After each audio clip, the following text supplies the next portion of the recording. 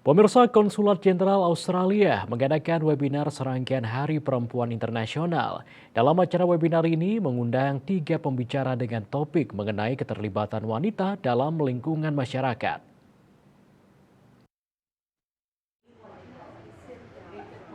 Acara webinar dibuka oleh 3 konsulat jenderal, yaitu Konsulat Jenderal Australia untuk Bali, Antia Griffin, Konsulat Jenderal Australia untuk Makassar, Bronwyn Robbins, dan Konsulat Jenderal Australia untuk Surabaya, Fiona Hogarth.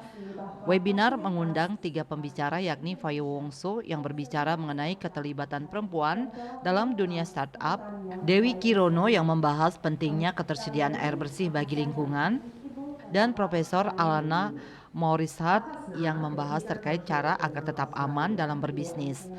Konsulat Jenderal Australia untuk Makassar, Bronwyn Robbins mengatakan, sesuai dengan apa yang dikatakan oleh Menteri Luar Negeri, kesetaraan gender patut diperjuangkan untuk stabilitas, perdamaian, kemakmuran, kesehatan, pendidikan, pemberdayaan perempuan dan anak perempuan.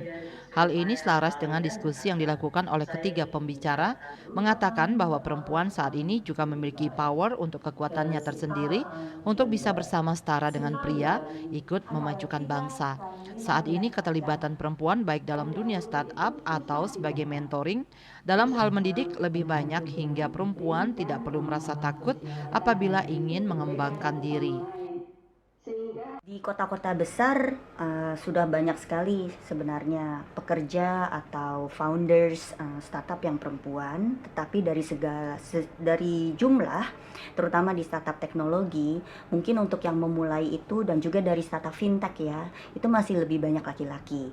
Jadi memang partisipasi perempuan untuk level senior, strategik dan founders masih bisa ditingkatkan. Tentu bisa, tentu sangat bisa. Indonesia sebenarnya untuk partisipasi perempuan dan edukasi dan juga dukungan di tempat kerja sangat baik ya, dibandingkan dengan ada banyak negara lain yang mungkin masih baru mulai berkembang.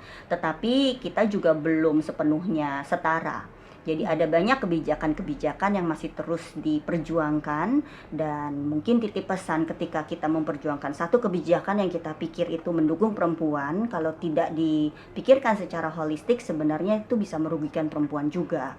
Seperti ketika kita bilang mau mendukung hak-hak perempuan di tempat kerja, tapi tanpa ada dukungan dari pemerintah untuk mendukung bisnis, bisnis bisa nantinya memilih misalnya untuk tidak mempekerjakan perempuan.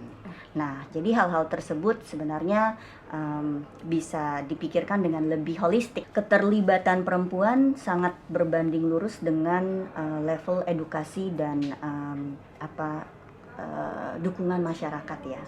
Nah, di Indonesia kita wajib belajar untuk anak perempuan dan anak laki-laki. Kita lihat misalnya sudah berapa belas tahun ke belakang. Di negara-negara yang sudah lebih setara, kita lihat nih sudah berapa ratus tahun ke belakang.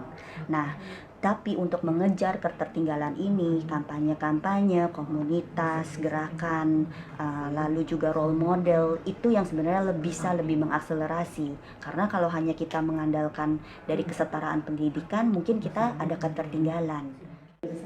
Acara yang diselenggarakan secara hybrid diisi dengan diskusi tanya jawab antara peserta webinar secara online dan offline.